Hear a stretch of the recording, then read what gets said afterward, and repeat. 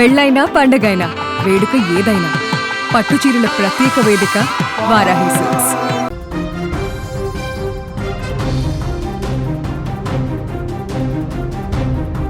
సూర్యాపేట జిల్లా మోతె మండలం భీక్యాతండాలో దంపతులు హత్య కేసులో తవ్వే కొద్దీ సంచలన విషయాలు వెలుగు చూస్తున్నాయి.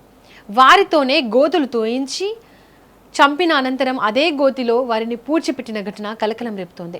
సూర్యాపేట జిల్లా మోతె మండలం భీక్యాతండాకు చెందిన హలావత్ నాగులు బూబా భార్యభర్తలు. వీరికి 2 కుమార్తెలు ఉన్నారు. అయితే వారికి వివాహాలు అయ్యాయి. దీంతో నాగులు బూబా దంపతులు కొంతకాలంగా మోతె మండలం కేంద్రంలో ఓ అద్దె ఇంట్లో ఉంటూ బొక్క అమృతారెడ్డి అనే రైతుకు చెందిన భూమిని కౌలుకు తీసుకుని వ్యవసాయం చేసుకుంటూ జీవనం సాగిస్తున్నారు. వీరు ప్రతిరోజు వారికి ఉన్న 2 ఆవులను తోలుకొని పొలానికి వెళ్ళి వ్యవసాయ పనులు చేసుకుని ఇంటికి తిరిగి వచ్చారు. అయితే ఆ రోజు కూడా 2 ఆవులను తోలుకొని పొలానికి వెళ్ళిన వారు ఇంటికి తిరిగి రాలేదు. సీన్ కట్ చేస్తే వీరు కౌలుకు తీసుకున్న భూమి సమీపంలో మరికొందరు వ్యవసాయం చేస్తున్నారు. వారు పొలం పనుల నిమిత్తం అక్కడికి వచ్చారు. అయితే నాగులు కౌలుకు తీసుకొని వ్యవసాయం చేస్తున్న భూమిలో ఏదో తేడాగా కనిపించడంతో వెళ్లి చూసి షాక్ అయ్యారు.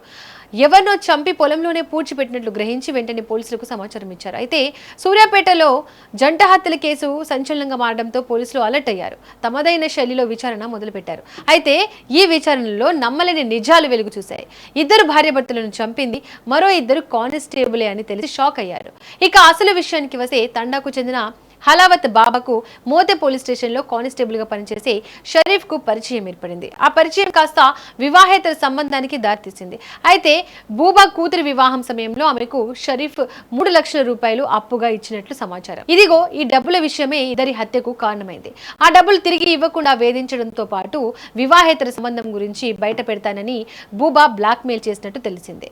విషయం బయటకు వస్తే తనకు సమస్య అవుతుందని భావించిన షరీఫ్ ఆమెను చంపేయాలని ప్లాన్ చేసి తోటి కానిస్టేబుల్ సుందరయ్య సహాయం కోరాడు.